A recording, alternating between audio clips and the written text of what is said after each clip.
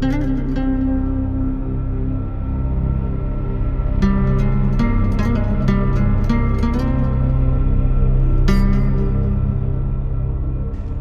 you all for being here. This is such a blessing to just have the support and the encouragement of good friends. Secondly, I'm going to be talking for about 40 minutes, and then I'm going to have the rest of the time open for like a Q&A to field some questions. So I am blessed to know that some of my Thomistic interlocutors are here, lest you try to throw a curveball at me of a question. So this theme of this talk is ancient wisdom for modern living, the path to lasting happiness according to St. Thomas Aquinas. So one of the greatest and most pressing questions that philosophers have sought to answer is, what is happiness? Or more specifically, how do I become happy? Much ink has been spilled over this question throughout the history of the Western world. From Pascal to Kierkegaard to Nietzsche and Marx, they have all, whether directly or indirectly, have sought to answer this question about human happiness. But there is one figure who stands above them all, whose thinking about human happiness and human flourishing tracks pretty well with reality, and I believe is best suited to our experience as human beings. So I'm convinced that St. Thomas Aquinas is one of the most important thinkers in the Western world, period. So a brief sketch of Thomas Aquinas. He lived from 1225 to 1274 in southern Italy. And while studying at the University of Naples as a teenager, Aquinas came under the influence of the Dominicans. Now, the Dominicans are a religious order in the Roman Catholic Church that was founded by St. Dominic in 1216.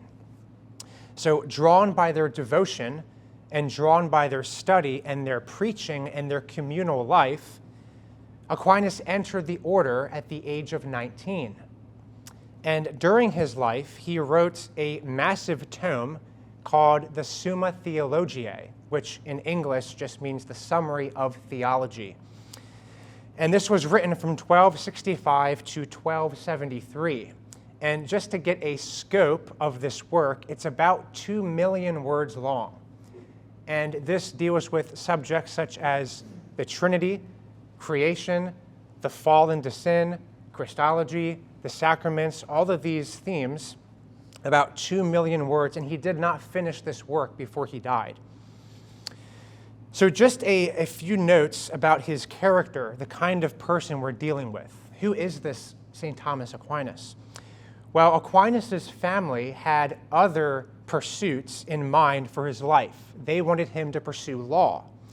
And so hoping to steer him away from entering the Dominican order, his brothers actually kidnapped him and put him in house arrest at a family castle for about a year. And on one occasion, they actually sent a prostitute into his room to test his devotion. And he actually took a flaming stick from the fireplace and chased her away. And so you get kind of a feel as to the heart of this man. What he then did was he knelt down and he made the sign of the cross on the wall with that same stick from the fireplace, and he prayed earnestly for the gift of chastity. There are other stories of him where people have said that he'd be so lost in contemplation that he would forget where he was, or he would forget who he was with. So we're dealing with a different caliber of a man truly cut from a different cloth.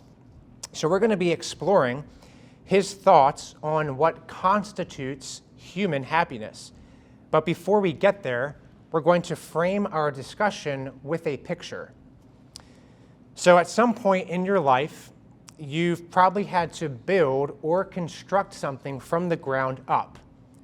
Okay, so whether it's a piece of furniture, whether it's a bookshelf, whether it's a baby crib, you've had to take parts and pieces from a box and begin to build whatever you had to build. So in the same way, we have a box here today that's unseen to the eye, from which we are going to be pulling parts and pieces in order to build a structure. Okay? And these parts and pieces are going to furnish us towards the path to lasting happiness. So the question is, what are these parts? So the first thing we pull from our box is what I'll call the human frame. The human frame. That is, what is our constitution as human beings? What is our makeup as humans? What are we made for? Aquinas, drawing from the Christian tradition, says that man is made in the image and likeness of God. So you and I were created after a divine pattern. But what does this actually mean, being made in the image and likeness of God? Do we somehow resemble God as if we have his same ears? Or do we somehow resemble God as if we have his eyes? Well, of course not. God is spirit, and if we're made in his image, then our resemblance to him is also spiritual.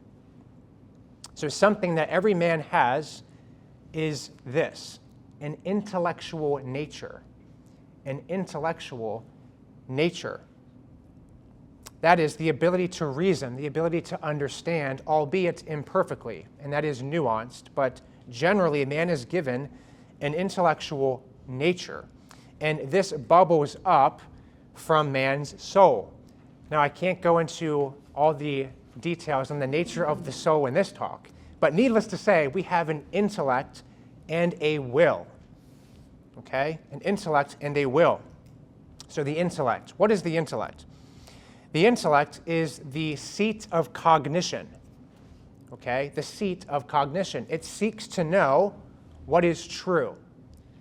And the will is the seat of appetite. It seeks for what is good. Now, this ought to register with us in our everyday experience. So let's see how the intellect operates in our lives. So let's say you're driving to work, and up ahead you see a detour, and you see fire trucks coming from behind you, you see cop cars, you see ambulances, and you see smoke in the distance, and immediately you want to know the facts about what's going on, right? Your mind naturally gravitates towards unveiling the truth about the situation. So that is the role of the intellect. Now, how about the will? Well, if you're sick and you go to the doctor, you're hoping that they will prescribe some kind of medicine so you can be restored to health. Because health, after all, is a good state to be in. Okay? Because if you're in a good state of health, you can work, you can provide for your family, and you can play with your children, so on and so forth. So this is the role of the intellect and the will. And let me just give you a simple example of how these two things work out further in our everyday lives. So the intellect perceives a thing as good and presents it to the will. The will, moved by this perceived good, chooses, reaches out, and seeks it. So in other words, the will is not moved except by the guidance of the intellect. So very simply, in a word, the intellect guides and the will responds. And Aquinas says, because of these two powers at play, every agent acts for an end. Meaning, there is a goal to all of our actions as human beings. And this is the second thing we'll pull from our box, the second piece that you need to know for the path to lasting happiness, what I will call teleology. Teleology. Okay, don't fret. Basically, it means an end or a goal or a purpose, coming from the word telos. And this is not only in relation to our temporal dreams and pursuits. Like if I want to get in shape, I take the necessary steps to achieve that goal. If I want to get a degree, I take the necessary steps, I accumulate the books, take the classes to achieve that goal. And Aquinas thinks that all of human life is directed towards an ultimate goal. And so we are purpose-seeking creatures. So Viktor Frankl wrote this book, Man's Search for Meaning. He was a German psychiatrist in the Nazi death camps. And in this book, he recounts of a poll that was taken in the 1950s in France, and of the thousands of people who were screened, he said that 89% of people admit that man needs something for the sake of which to live. Okay, so let me just read you another statistic that is very interesting to me. He says, another survey of 7,948 students at 48 colleges was conducted by social scientists from Johns Hopkins University. Their report is part of a 2-year study sponsored by the National Institute of Mental Health. Asked what they considered very important to them now, 16% of the students checked making a lot of money, while 78% said their first goal was finding a purpose and meaning to my life. And it's very interesting how your cat or your dog is not in a relentless pursuit to understand its meaning of life, right? There's something unique about us human beings that when man does not know where his life should be heading towards, or when man does not have a greater goal to pursue, he experiences what Frankl calls an existential frustration. There's a frustration to our very existence. There's a deep personal unrest or a crisis of purpose that permeates our lives. And so Aquinas, drawing from Augustine and Aristotle before him, argues that the end for which all men seek is happiness, or the good. And that is exactly what Aristotle writes in the beginning of the Nicomachean Ethics, where he says this, very first sentence, every art and every inquiry, and similarly every action as well as choice, is held to aim at some good. So now, the third thing we pull from our box is, what is the good? The good. What is it? Aquinas says, the good is what all things seek naturally. So in his Confessions, St. Augustine says that if you were to ask two men if they wanted to join the military, one may say yes, and the other may say no. But if you ask them both, do you want to be happy? They both most definitely will say yes. And so Aquinas writes, to desire happiness is nothing else than to desire that one's will be satisfied.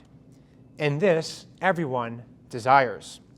So there is a universal hunger that is baked into human nature for the good. Okay, so a recap, a little review of where we are so far. We were created on purpose for a purpose. And because we are rational creatures, all our actions have a thread of intent, creating a tapestry of goal-oriented living. And the goal is happiness, the good, the thing that will bring a sense of rest, of delight, of satisfaction. So happiness is the attainment of the perfect good, and the good is that thing that is sought for its own sake. Okay, so a quick note on happiness. When we talk about happiness, we're not referring merely to like a good mood or like warm, fuzzy feelings, or not even sentimental feelings, but happiness is the best possible way for a human being to live in this world. And so in the philosophical tradition, happiness is translated from the Greek word eudaimonia, which basically means it's a state of wholeness, an overall sense of wellness. It is a completeness that is proper to man as a rational creature.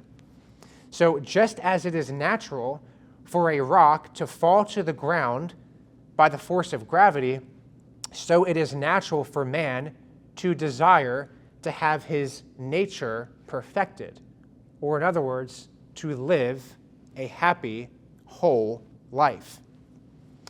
And so Aquinas seems to think that while all men naturally desire happiness, not all of us know exactly what will make us happy. And so when we look out into the world, we seem to notice that we have an upside-down perception of what will make us truly happy. And this is more of a theological point now, but because of the fall, we have a disordered desire for things that ultimately wound us and degrade us. And so the soul, the will, needs to be healed by grace in order to choose and love rightly. Okay, more on that in a minute. We tend to settle for incomplete or half-baked happiness. And Aquinas wants to know, what is that thing that will ultimately make me happy, where there is nothing left to be desired? So what he does is he lists competing candidates for man's happiness. Just as there are candidates for the presidency, Aquinas notes there are candidates that man seeks for to build up and to constitute his happiness. So he lists 7 of them, but we're only going to be looking at 3 of them because I think these 3 are the most relevant to our discussion, and I think he has really interesting insights to say about them. So number 1, the first candidate for man's happiness is wealth or money. Obviously, money is necessary for survival, but people have made the pursuit of money their life's goal. And the thinking goes something like this: if I only had more money, I'd have more freedom, right? If I only had more money, I'd only have more options. I'd have more power. I'd have more security. And Aquinas says that riches and wealth cannot constitute man's happiness because money is only sought for the sake of something else. So let's say you want to travel to the Bahamas or a dream vacation, and so you start working overtime and you cut back on spending and you do everything necessary to accumulate the money necessary for this dream vacation. Okay? Now, when it comes time to go on that vacation, you're not doing all of those things for the sake of the money itself, right? But for the sense of relaxation and ease that that vacation ought to bring you. And so the highest good, Aquinas says, is sought for its own sake, but money is sought for the sake of something else. Therefore, riches cannot be man's highest good. Okay, number 2, the second candidate for man's happiness. I'm lumping 3 of these together because they all kind of go together. Honor, fame, or glory, or in the popular vernacular, being well praised or being well known. And people have made people-pleasing their life's goal as well. We want people to speak well of us and to praise us for our accomplishments. And Aquinas thinks that these things, people's praise, giving honor, and all these things come from outside of us, from other people. And Aquinas says that things that are external to us, they will not ultimately make us happy. And so he bounces back to human nature, and he says, man is the kind of creature who nourishes his life on transcendentals. Okay, what is a transcendental? A transcendental are those things that transcend or leap the bounds of the physical material world. And historically, philosophically, theologically, theologians have said that there are three transcendentals: truth, goodness, and beauty. And so Aquinas says these are the very things that man nourishes his life on. And so praise and honor and glory, all those things are external to us. They will not ultimately constitute man's happiness. Honor, fame, and glory are only signs of something that is good, but not the good itself.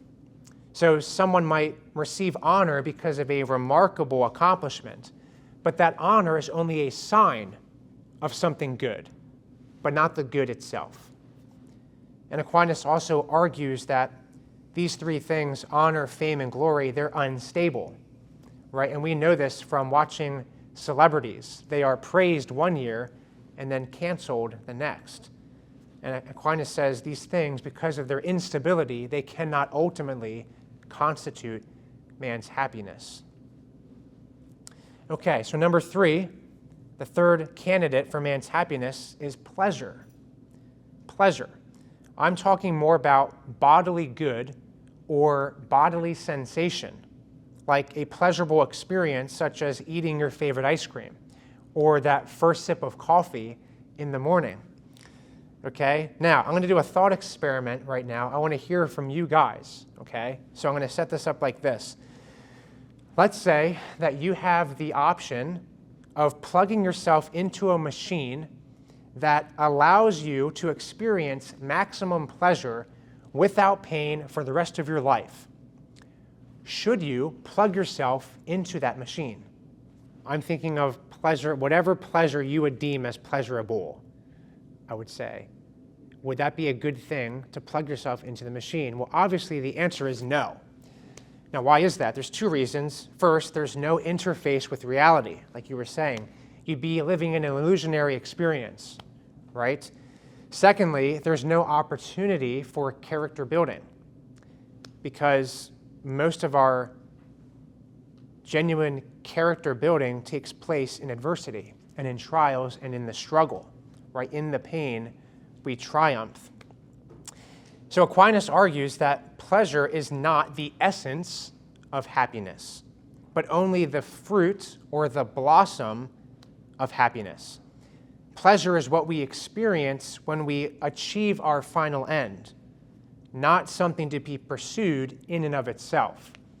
Now, Aquinas is very careful not to disregard pleasure altogether.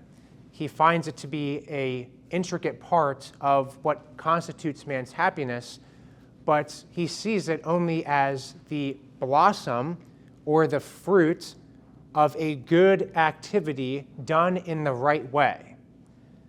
Okay, a good activity done in the right way. And so you can think about this personally. What you find pleasurable tells you something about your maturity as a moral agent, or lack thereof, right? So your pleasures, what you find pleasurable, will tell me something about your goodness, if you will, your moral aptitude as an agent, a free-moving agent. Okay. When we pursue pleasure for the sake of pleasure, what ends up happening is we start to veer off and tread a path that will not lead us towards our final end.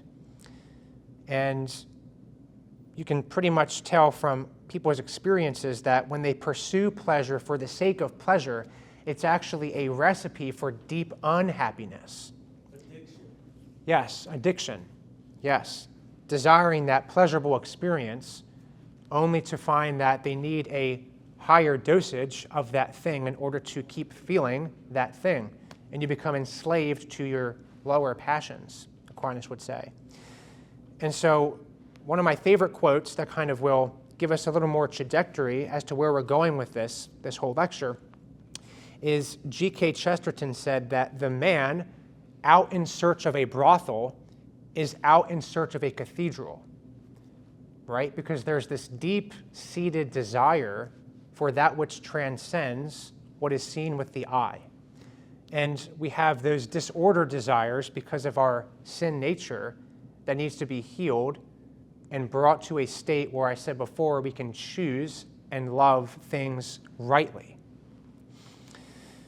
So after examining and rejecting the competing candidates for man's happiness, Aquinas asks, can any created good truly make us happy? Is there anything in this world that will fit the bill? Can lasting happiness be found in another person? Can it be found in an experience or an activity? And while all these things are truly goods, they are nevertheless earmarked with finitude. There's a finite nature to them, meaning that there are bounds and limits in what brings us that enjoyment. In other words, they will not satisfy the deepest longings of the human heart. And so here is the climax of Aquinas' thought. Here is the object of man's happiness that will actually stick. So if you look at your outline, I want you to follow along as I read the Prima Secundae, question 2, article 8. This is what Aquinas writes. He says, "It is impossible for any created good to constitute man's happiness. For happiness is the perfect good, which lulls the appetite altogether. Else it would not be the last end, if something yet remained to be desired. Now the object of the will, that is, of man's appetite, is the universal good, just as the object of the intellect is the universal true. Hence, it is evident that naught can lull man's will save the universal good. This is to be found not in any creature, but in God alone, because every creature has goodness by participation. Wherefore, God alone can satisfy the will of man according to the words of Psalm 102, who satisfieth thy desire with good things. Therefore, God alone constitutes man's happiness." So if you were to form this into a syllogism, it might reason something like this. Only that which is unlimited truth and goodness can fulfill our natural desire and bring us true happiness.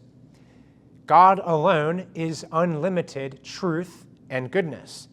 Therefore, only God can fulfill our natural desire and bring us true happiness. So when you read the Summa Theologiae, and this is just a brief sketch of his works that I highly recommend. If you read the Summa Theologiae, the whole structure is in a format known as exitus reditus. Okay, what the heck is that?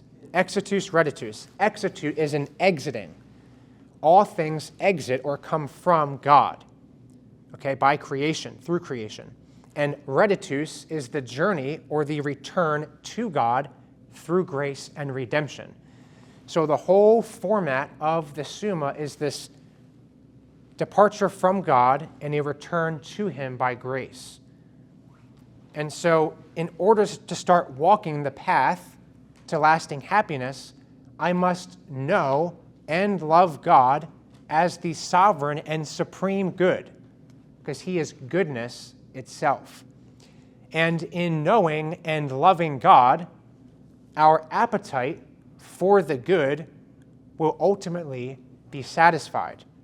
Because as Augustine famously said, our hearts are restless until they rest in thee, O God.